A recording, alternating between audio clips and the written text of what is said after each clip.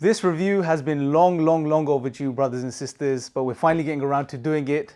We're going to be reviewing this amazing book, The Divine Reality, God, Islam, and the Mirage of Atheism. Brothers and sisters, Assalamu alaikum first and foremost.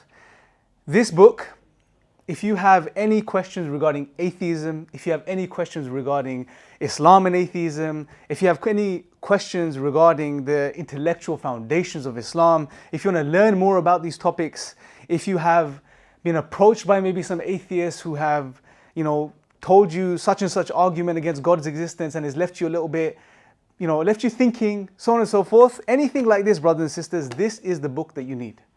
This is the book that you need, brothers and sisters. This, I would say, is probably the only book in the English language which comprehensively deals with this idea, this philosophy of atheism, and in particular in relation to Islam. This is a phenomenal book. It's written by brother Hamza Tzortzis. I know him personally. He's a dear brother. And I can't say too much about this book, right? I can't say enough. I can't say enough, literally. Now, what I want to do in this series, brothers and sisters, is I want to do a review of this particular book. I want to share some of the amazing content in this book. I want to share the structure of the book. I want to share some of the arguments in this book, just to give you guys a bit of a taster and a feel as to what you will be going through when you go through this book. And I guarantee you, brothers and sisters, this is something you need to read for yourselves, and this is something you need to read for your children. This is something our children need to read, especially in the climate that we live in the world that we live in, right? Now, I would even encourage that atheists need to read this book. Atheists need to read this book, because although my summaries may be a bit, you can say, harsh at sometimes, and so on and so forth, however, Hamza, the way he's written this book is in a very academic manner, very academic manner. He's very balanced, he's very nuanced, he looks at both sides of the spectrum, So for the atheists, this will be a fantastic read too. Now, what I want to do in this particular episode is just to give you guys a summary, right? Now, what you're going to expect from this book.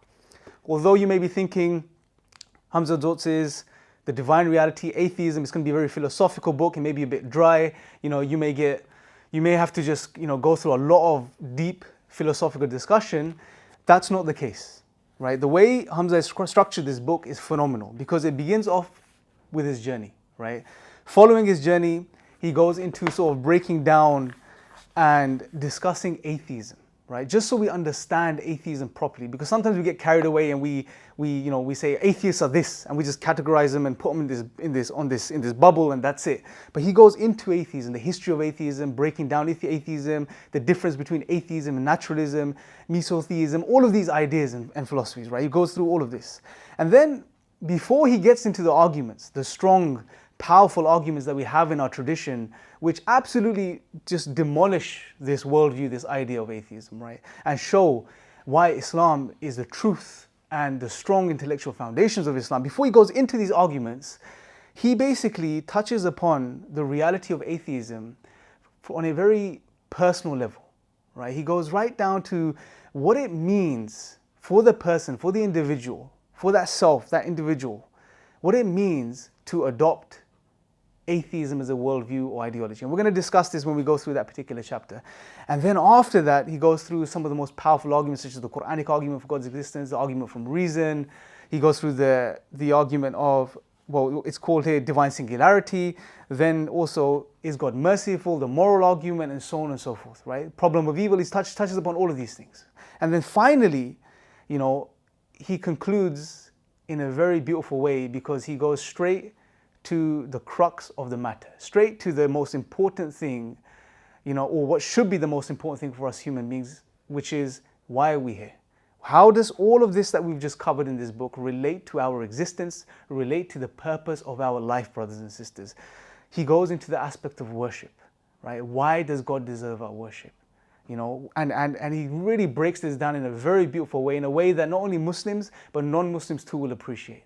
And this is basically a summary of the breakdown of the chapters, brothers and sisters. And what I'm going to be doing over the next, say, couple of episodes is I'm going to be going through some of the beautiful chapters in this book and giving you guys some more of an insight to how the chapters read, some of the content, and some of the powerful arguments that are presented here. So brothers and sisters, I really recommend you guys pick up this book. Right? Pick up this book, The Divine Reality. You can get it on Amazon. If you are from the Arab-speaking world, you can get this Arabic version. I don't know where you can access this or where you can get this, but here it is. This is the cover. So if you guys look for this, I'm sure you will find it. But for everyone else, pick this copy up, brothers and sisters. You won't be disappointed. This will probably be the only book that you need to read on this subject. And you can get it on Amazon, like I've said, so make sure you pick up a copy. And in the next episode, I'm going to be going through some of those chapters in much more detail. Jazakallah khair, brothers and sisters. May Allah bless you all. Assalamu alaikum wa rahmatullahi wa barakatuh.